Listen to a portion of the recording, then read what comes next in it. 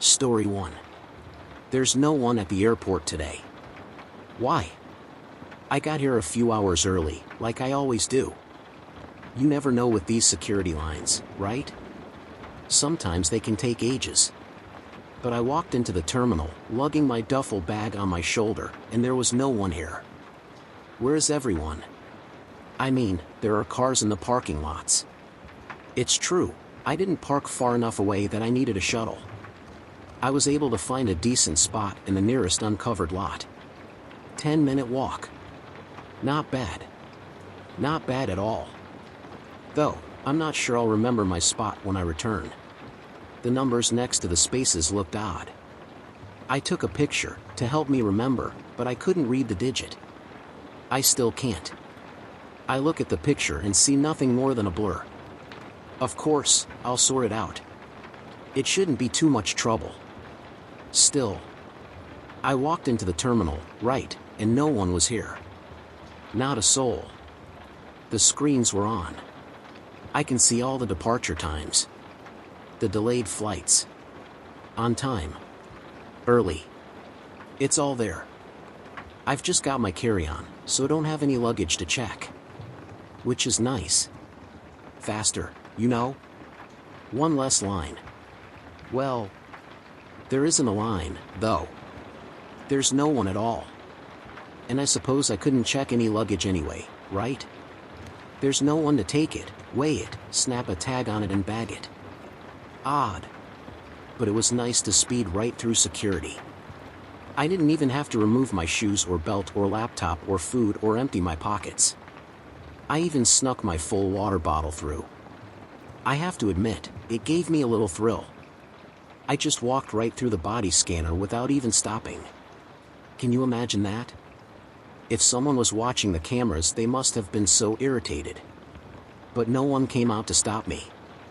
And do you know what I did when I got through security?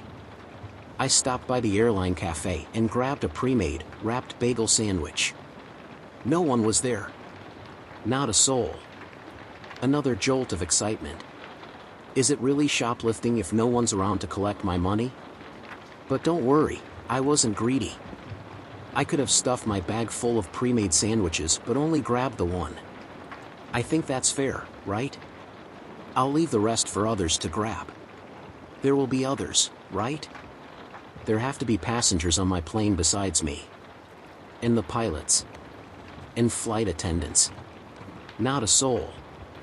My steps echoed across the tiles as I walked to my gate. All the lights are on. The shops are stocked. I even saw one of those rolling trash cans sitting outside one of the restrooms. Maybe I should go in? Surely the janitor's around today. I could hear someone humming. There I was. Standing outside the bathroom. And I could hear a reverberant sing-songy tune. A man, I think. A gruff voice. Dum dum dum dum dum. Dum dum da dum dum. Over and over. What could he be doing? Goosebumps on my neck. I should leave. Yes, I don't think I should go in there right now. There shouldn't be anyone here, right? Why is someone here? I rushed away. Walking to my gate. Head down. Moving along. Someone else's steps. Humming. Behind me. Why? Why would he be following me? Should I be scared? No, of course not. This is the airport. There are always crowds. He's just going to his gate and it happens to be in the same direction as mine. Even so, it made me nervous. I stopped. Turned around. Saw him. And he was just a regular-looking man. Middle-aged. A little overweight. Receding hairline. Glasses. A Patagonia quarter-zip and chinos. He stopped humming. Smiled at me. And then started running. Running towards me with his arms outstretched, smile still splattered across his face. I dropped my bag. Ran past my gate. I found a place to hide. A maintenance hall. But I can hear him. Walking around. humming while I type this. What should I do? Should I go back out? Confront him? I'm going to miss my flight if I stay here. And I can't miss it. It's the only way I can get home. I didn't leave the airport. I'm not sure why some of you suggested this. Where would I go? I can't even remember where my car is or if my car is. And, more importantly, I need to go home. I have to fly. Don't you understand? What else would I do? Walk? I can't walk where I'm going. But the man in the Patagonia quarter zip, I managed to slip him for now. I'm not sure what his issue is. Maybe it's a psychotic break? Maybe he's been here too long? Was he excited to see me? I don't know. It didn't look like excitement in his eyes when he lunged towards me. They were empty. Hollow. He was staring right through me. I still hear him, though. He's here. I can hear his humming. But it's coming over the loudspeaker now, wrapped in a thin blanket of crackling static. Dum-da-dum-dum-dum. Dum-da-dum-da-dum-dum. Over and over again. It's all I can hear. What if I miss a flight announcement? What if my flight is delayed? His incessant humming is beginning to grate. I feel anxious. Some of you suggested this might be a dream, but that seems silly. I mean, it's true that my vision has that bit of fuzziness around the edges and, oddly, I can't make out any numbers. When I look at the flight information screen, I can clearly see the various arrivals and departures, but the flight numbers and times are a blur. Squinting doesn't help. This is a problem. What gate am I at? Still, I pinched myself. I splashed water on my face. I looked in the mirror in the bathroom, slipping in after I was sure the man in the Patagonia quarter zip was gone, and saw myself. I must be awake.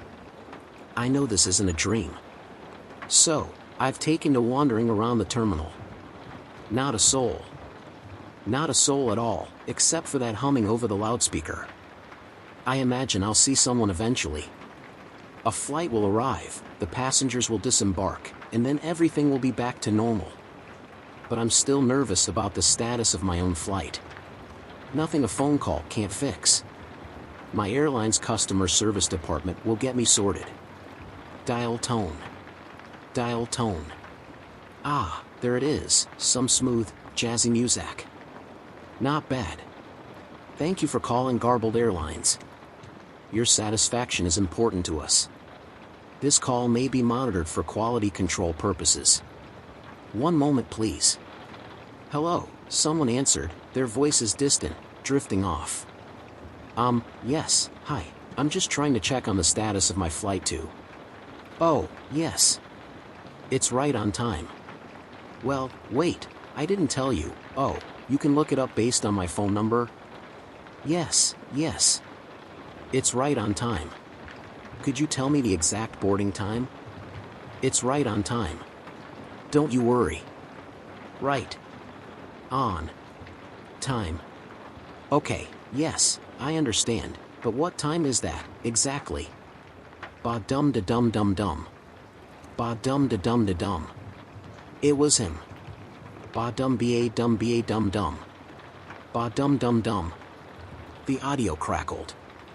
Ba-dum-dum-ba-dum-ba-dum-dum. My voice wavered. Stop it, okay? I just need to know my boarding time. Ba-dum-dum-ba-dum-ba-dum-dum. Stop it. The humming grew louder, more defiant. Ba-dum-ba-dum-ba-dum-dum-dum. You're insane. Leave me alone. Just as I was about to hang up, I heard the man chuckle. It was a long, dry laugh, followed by a short, low whisper, "Gonna get ya." Click. Shaking. Nervous. But I didn't have much time to react. A plane had just arrived. Gate 11. Perfect timing. I think this might even be my flight. The rest of the airfield is completely deserted.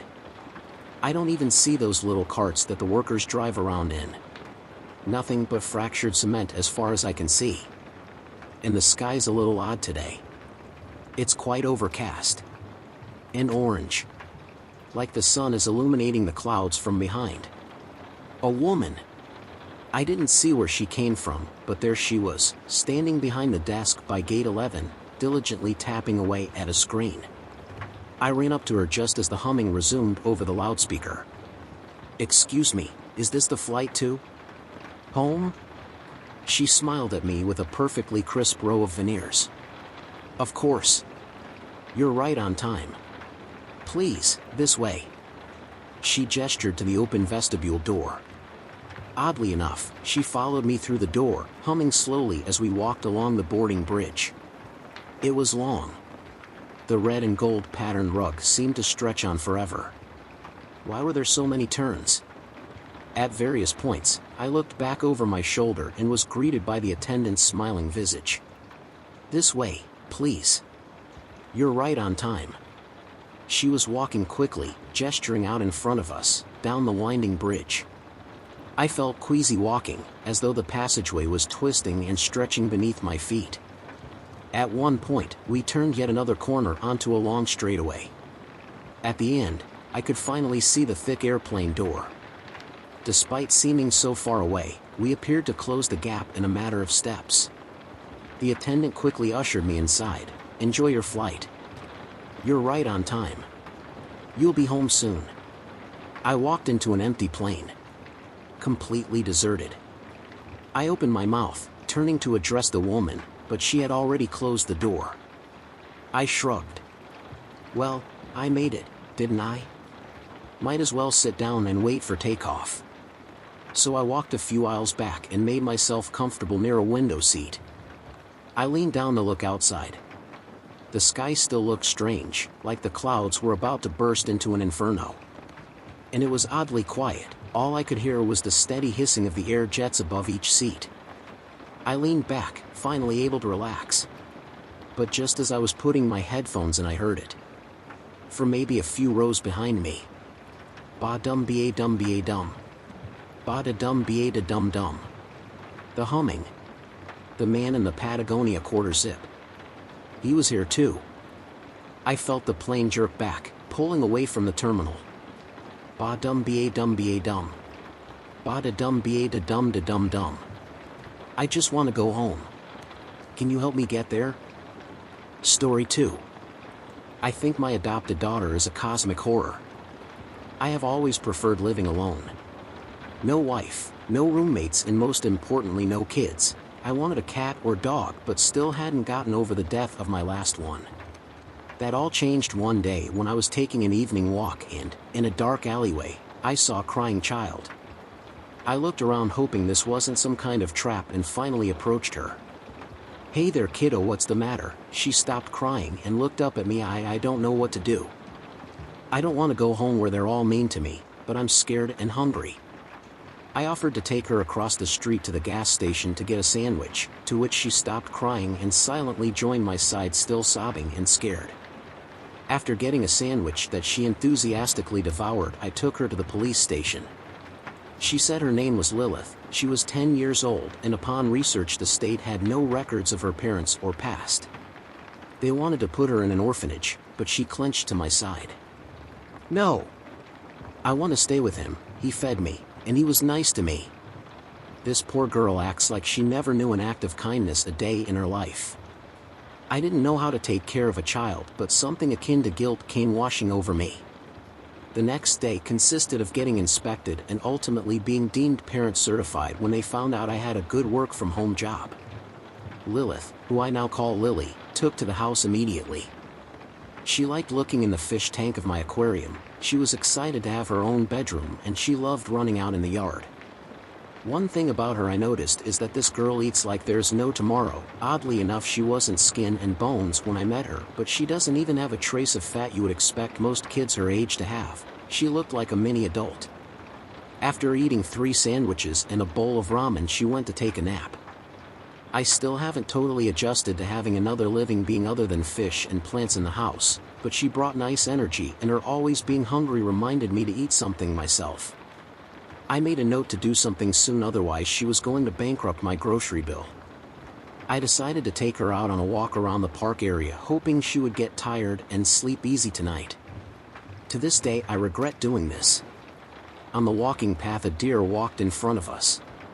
What is that? Have you not seen a deer before? Is it edible? Yes, actually, though I don't eat them. Lily then walked up even though I told her it might be dangerous. I then watched in horror as she transformed into something not human. A horizontal line formed on her stomach that opened to a large mouth filled with rows and rows of razor-sharp teeth. Black corvid-like wings protruded from her back and a dark circle dripping some kind of black ooze formed over her head. A large tongue like the tentacle of a squid wrapped around the deer and pulled it in, blood splattered, and bone crushed as she chowed on the deer like it was a candy bar. Then like nothing happened, she turned back into her human form. That was delicious. I heard her say, having no reaction myself except trying not to faint from the gruesome horror I had witnessed. We should go home, Dad. You don't look so good. From that point on I was afraid. Feeding her felt more like I was making an offering to a malevolent deity, and one night I woke up at 3 a.m. to which my blood ran cold when I saw her at the foot of my bed. Dad, I'm hungry. I got up and made her 2 ham sandwiches. To avoid losing all my food in 3 days and keeping my bill down, I had to resort to more drastic measures. We would go on walks in the woods where we would go deer hunting and I would let her eat her fill before returning home. On days when we couldn't find deer, I would take her to the rancher when I knew the farmer wasn't home and let her eat a whole cow. With the mess that got left behind they always rule it up to an animal attack. The thing that got me the most is that when she's not acting like a voracious monster, she was the happiest little girl in the world. She loved having her hair brushed, making daisy chains, and I even bought a Switch so we could play Smash Brothers together. I really enjoyed having her around, maybe because I was too lonely before. One evening we went on a night walk in town, and we were stopped on the sidewalk. One man was in front of us with a crowbar. Well, look at that. He then had an accomplice with a switchblade behind us. Make this easy on yourself, pal, and leave the girl. I was once again afraid not just of the men but of something happening to Lily. I didn't notice when one of the men walked up to me and whacked my knee with a crowbar. Dad!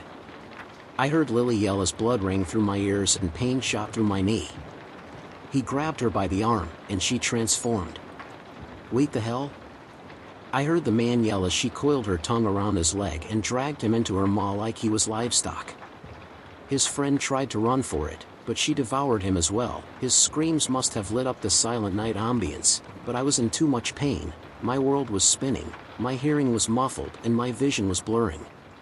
Finally I came out of it long enough to pull the phone out of my pocket and call an ambulance. Sweetie, if the cops ask you what happened or anyone ask, I was hit by a speeding car. She nodded and moments later the ambulance arrived to take me to the hospital. After getting a cast and some crutches I was allowed to return home. I'm glad my job was work from home, so I didn't have to worry about a babysitter, and I was going to homeschool her when the season started. I told her never to transform in front of other people and to never eat another human being again. She agreed to all of it. One night I walked outside and saw her staring at the sky. Hey sweet pea, what are you looking at? What are those lights in the sky? Those are stars, sweetie. They look delicious. I hope one day I can go up there and eat every last star. I know you will one day, sweetie. I'm still terrified of her, and yeah, I know I live with a monster. But when you love someone, you look past the flaws. She gave me someone to work hard for and I love her, and she loved me, I think, or at least I hope. Story 3. Stay in your vehicle. Back in April of 2013, I went through something that I haven't been able to talk about. I was paid a significant amount of money to stay quiet, in return for signing a 10-year agreement to shut the hell up. Now that the time is up, I've considered my options. I could just let this go and never speak of it again. I won't gain anything from speaking out, and I got a lot to lose. But then again, this is just an anonymous post online. Words have less meaning that way. West Virginia. It was hotter than usual, without a whiff of wind. I was coming home from a visit to my aunt. She'd broken her leg and couldn't leave her house. I was making my way back home, taking the I-64 out of Lewisburg. It started with the radio. It was playing that one Macklemore song I'd heard 100 times over. The sound was cutting in and out in a quick staccato, then disappeared completely. I could hear cars honking up front as a line began to form. There was a sway in the trees, as if greater and greater pressure was being put on them. I could hear wind rushing against the left side of the car, forcing me to pull the other way to compensate. I closed the sunroof as a dust cloud blew past, staining the windshield. Then, a rumble. It sounded like thunder, but from the ground. Like a groaning bellow, growing louder and clearer by the second. As it reached its peak, I could see trees toppling over. A small Kia got pushed off balance and swerved off the road. As the sound died down, the road devolved into chaos. Some were desperately changing lanes, others were stepping on the brakes. I got my door scraped as the car behind me sped past. The radio was playing an automated message. A local emergency alert, referred to as a geological event. We were asked to turn off all air conditioning, slow down, and divert to the nearest exit. It repeated in a monotone voice. Geological event. No air conditioning. Slow down. Divert to nearest exit. Minutes passed. There was a line forming further down the road. Police officers blocking the lanes in all directions, leaving a highway exit as the only option. Some folks were trying to push past the barricades but were forced back at gunpoint. I could see officers wearing gas masks and riot shields. We were waved in. I followed the exit and got directed to the right. There was an open field that was used as a sort of impromptu parking lot. Cars were being waved in and parked in a way that boxed us in, leaving no room for us to open our doors in either direction unless we got parked at the edge. For lines of cars with about 10 to 15 vehicles per line. Surplus vehicles were directed further down the road. The place was packed.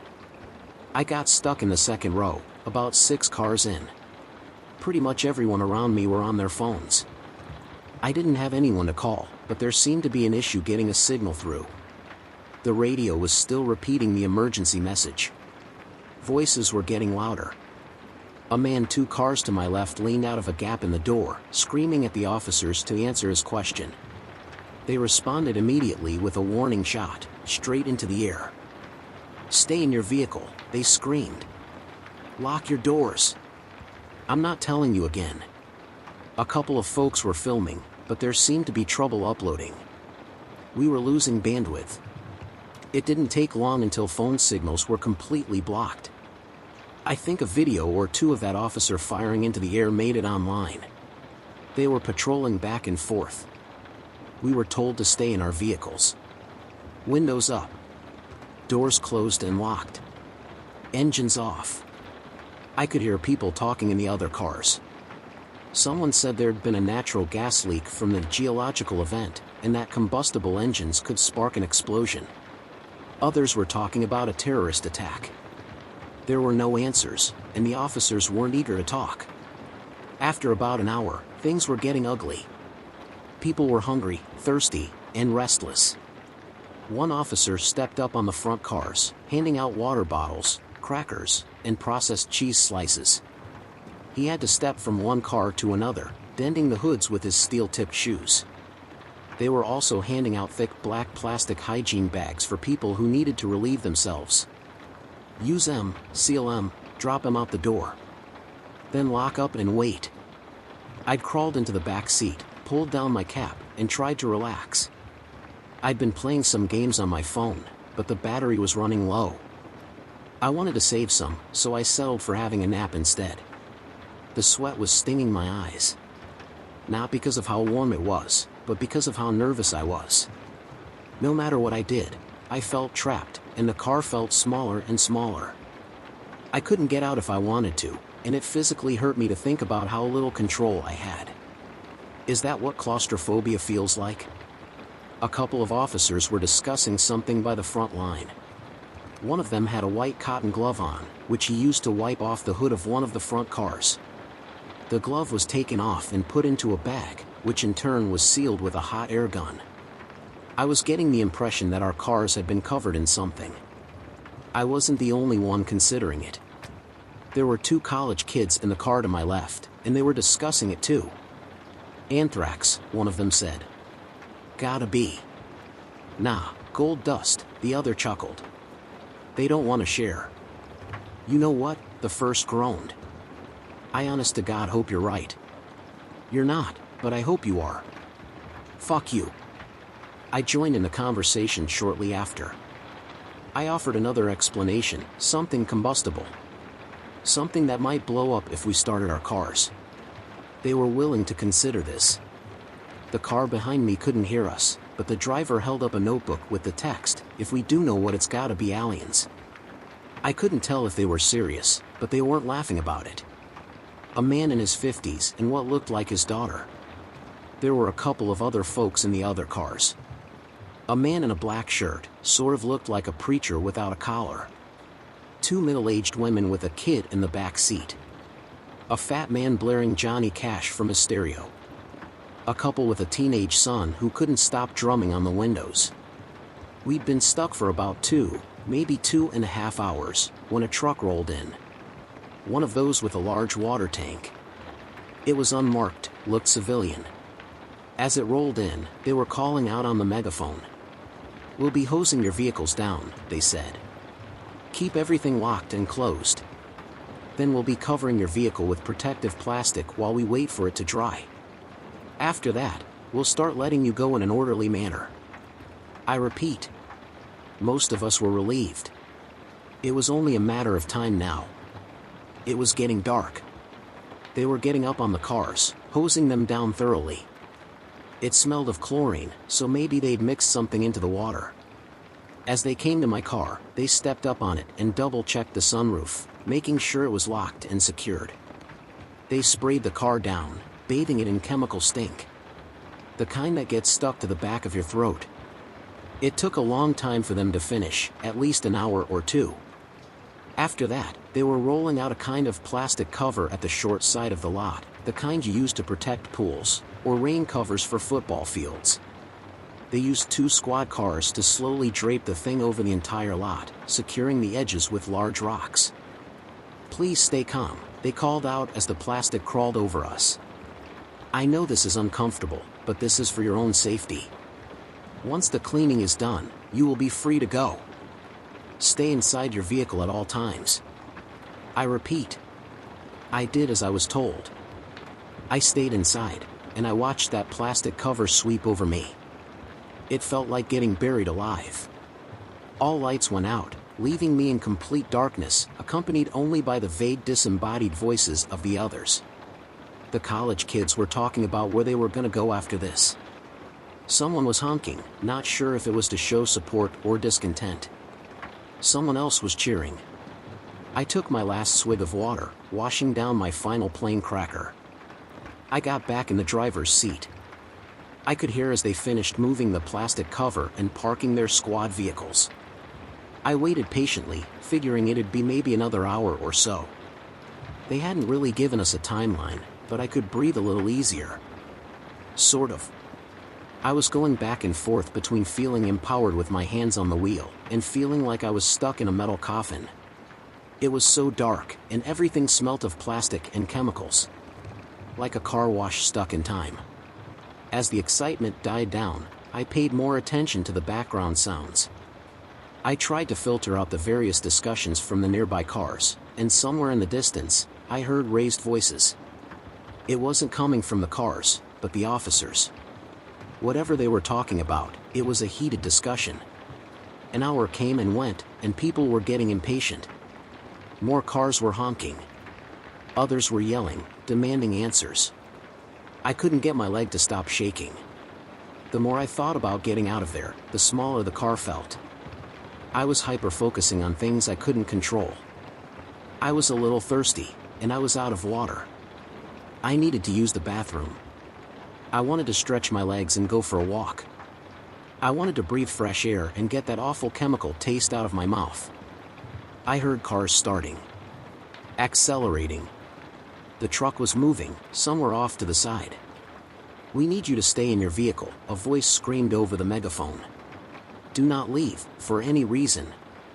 Stay in your Vehicle. Cars speeding off.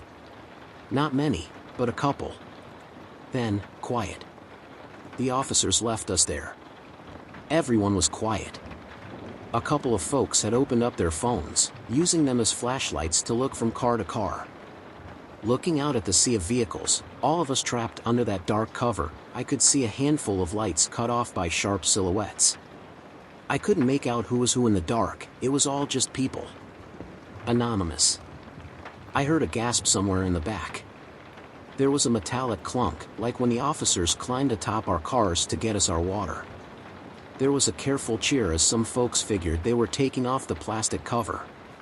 But that wasn't it. Instead, there were more footsteps. The cheers slowly died down as more and more footsteps pattered across our cars. I stopped counting after a dozen. The silhouettes in the other cars were still. We all held our breaths, waiting for an answer to show itself. What the hell was going on? What was that sound? Somewhere off to my right, I heard a voice. Who's up there? It sounded like an older man. I'd seen a pickup truck that way earlier. Almost as a response, the footsteps stopped. There was a faint clicking sound, like someone snapping their tongue against the roof of their mouth. Click, click. And from further away, a click in response. From somewhere to my left, another couple clicks. Then, a cascade of clicks. Dozens. Maybe hundreds. There was an awful metallic noise coming from my right. Then, breaking glass. A scream, cut short, followed by several irregular taps of the car horn. One of the silhouettes in the distance turned into a blur as something passed through the windshield, cutting through the plastic cover. Somewhere in the front row, the roof of a car was cut wide open. Someone was pulled up out of their seat. 2 cars back from where I was, there was more glass breaking. It sounded like a wild animal got in. I could see a weak hint of red spattered against the passenger side windows. I wasn't getting any air. I could feel my heart beating through my chest as my arms started shaking. My hands were cramped around the steering wheel, and I felt sweat dripping down my shoulders. I couldn't control it. I didn't even see what was going on, but these sounds, these screams, they awakened something primal. This was danger. A threat. My body knew long before I did. The college kids in the other car were ducking down. One of them waved a hand at me, as if telling me to get down. I nodded. I scrambled into the back seat. I couldn't see where I was putting my hands or my feet. Everything is different in the dark. As I tumbled my way over, my foot accidentally tapped the car horn. It was a quick tap. A fraction of a second. But to me, it was the loudest sound in the world. I was lying on my stomach in the back seat, and within seconds, something heavy climbed onto the hood of my car. I could feel the car buckling. It was much heavier than the man who'd passed out water bottles. I held my hands in front of my mouth to stop the panting, but I just ended up snorting up sweat instead. My nose stung as I bit my tongue, listening to every metallic groan as whatever was outside moved and shifted. Click, click. And from behind my car, a click in response. There were no lights being held up anymore. Everyone was cowering, going quiet. I pushed myself up against the door behind the driver's seat, trying to make myself as small as possible. I could hear the frame of the car complain as something slowly moved. When it came to my sunroof, there was a slight crack. That made it stop. Another crack.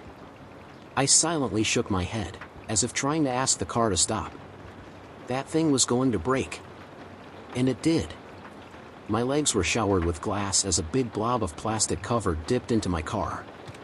Something big came tumbling into the front seat, still covered in protective plastic. It twitched and spun around, its clicking turning from a careful question-like noise to a never-ending barrage. It was calling for help, alerting others. And it was cutting its way through the plastic. There were footsteps coming from every direction. Some of them leaping from car to car. Some of them leaping far enough to skip a car as they hurried. I was going to be swarmed within seconds. I fumbled with my hands, accidentally cutting my thumb on the broken glass. I managed to open the passenger side door, but even at its widest, and even when pressing into the college kid's car, it wasn't enough room to get out. Still, I had to try. I pressed myself into the gap and exhaled as much as I could, flattening my chest. While the thing thrashed around inside my car, I could feel my vision going faint. Black spots popped up at the edge of my vision. My arms were going weak. And yet, by some miracle, I made it through. As my face hit the gravel of the makeshift parking lot, I felt the burn of residual chemicals. I swallowed my instinct to run, instead staying on my stomach, forcing myself to crawl under my car. There were more of them. Some climbing on, some off. My chest was pressed to the ground as the weight shifted. I heard breaking glass from the windshield and tearing fabric. Something was stuck up there, and it was furious, like a trapped animal. I could hear the college kids mumbling to one another, trying to stay calm. One assuring the other that all they had to do was stay low, stay quiet, and wait. Then, something slammed into the passenger side door, the one I'd crawled out of. The door was pressed up against the neighboring car, then fell haphazardly to the ground, completely off the hinges. An ink-black, bird-like foot touched the ground right next to me. I've looked it up since. There were 3 toes forward, 1 toe backward, all clawed. Anisodactyl feet, similar to that of many birds of prey. Except larger than a human foot, and with smooth, oil-slick skin. It must have been heavy, at least 400 pounds. If the clicking noise came from its mouth, I can approximate that it was somewhere around 6 feet 7 inches to 6 feet 9 inches. Or taller, it could have been hunched over. How it managed to walk in the gap between the vehicles is beyond me, but I suspect it was very thin. It daintily walked from my car to the others, as if scanning for something. I could barely see anything in the dark, but this thing seemed to navigate it perfectly. It didn't bump into anything. There was a tap on the glass of the car behind me, to my right, and someone got startled. A short scream, and the hunt was on. This time was different. It must have caused some kind of chain reaction, as all of a sudden the plastic cover was getting torn up left and right. People were clawing their way out of their cars. I heard someone kicking against their windshield, another was trying to open their door, I could hear it slamming against the side of the car next to them. And off in the distance, there was gunfire. Just a couple of shots. The college kids in the car next to me slammed their doors open and followed my lead. They rolled onto the ground, and under their car. There was a little more light coming in as the cover had been torn above. Their faces were red from tears, and one of them was desperately trying to call for help on his phone. The other grabbed the phone out of his hand. A short scuffle ensued, ending with them putting on a ringtone and sliding the thing as far to the left as they could. Whatever car that phone landed under was demolished. Every window broken. Every passenger gone. I could hear the grinding as a seat was ripped in two and thrown away. In a matter of seconds, an entire vehicle was torn to pieces as a dozen of those things swarmed it. "Shut up," one of the college kids repeated. "Shut up, shut up, shut up." Something reached under my car. It scraped against the sole of my shoe, tearing a hole all the way to my big toe. I hurried forward, scurrying like a lizard. The college kids noticed and followed suit. I don't think they thought about it too much, it was just movement, and they went for it. I made it 2 cars down before I got stuck. There was something dark in the way, and I couldn't get around it without exposing myself. I couldn't see what it was, but it didn't take long for me to figure it out. There was a meaty crunch, as if someone was biting chunks out a piece of meat. It was struggling to get through the fabric of their clothes, making a snapping noise as threads gave way. A pool of blood rolled under the car, staining the tip of my fingers. It was still warm. One of those things were eating a victim. I hunkered down, trying to remember to breathe. And I stayed there, waiting for a chance. Any chance. I must have stayed there for at least an hour, hearing every bite. Every crack of bone and snap of sinew. Satisfied clicking noises. As it finished its meal, it wandered off, dragging the remains along. They were moving forward. Something heavy walked over the car I was hiding under, dragging a body along. Slowly, the footsteps disappeared. It was quiet again, and in that quiet, I found my footing. I made my way to the edge of the plastic cover. I listened one final time, pushed one of the weights away, and slipped through. They were gone, and I was out. I could feel my chest growing lighter, allowing me to breathe. I wanted to cry from relief. A breeze was picking up, drying the sweat on my brow and carrying the smell of grass. Stepping back, I turned towards the sea of cars to see how bad the damage was. And then I saw one. It was a bit off to the side, perching on top of an old Honda. At a glance it looked like a tall person, covered in a slick black ink. But looking closer, you could see the strange bird-like feet. The pointed nails. The long row of shark-like teeth on a mouth that was far too wide. I froze. The thing rose to its full length, easily over 7 feet tall. It looked ready to pounce on me. I had nothing to defend myself with. I couldn't make any sudden moves. I wouldn't even be halfway under the car before that thing would be over me. 100 thoughts raced through my mind, but there was nothing I could do. I was out of options. But the thing just looked at me. It raised a slice of raw meat. Blood dripped onto the plastic cover.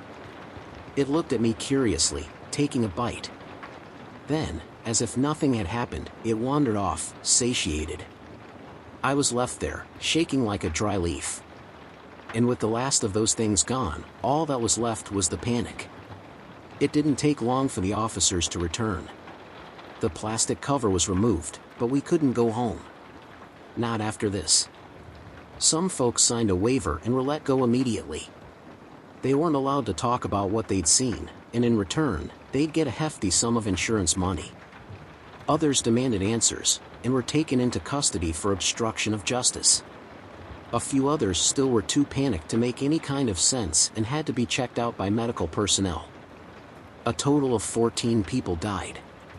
It was described by a combination of causes. A traffic pileup. Carbon monoxide poisoning. Animal attack. I think there was something about an escaped convict too.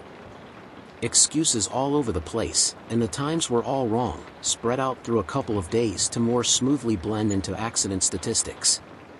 And if you wanted to go home and get your insurance money, you had to sign a non-disclosure. I did too. I know the college kids did as well.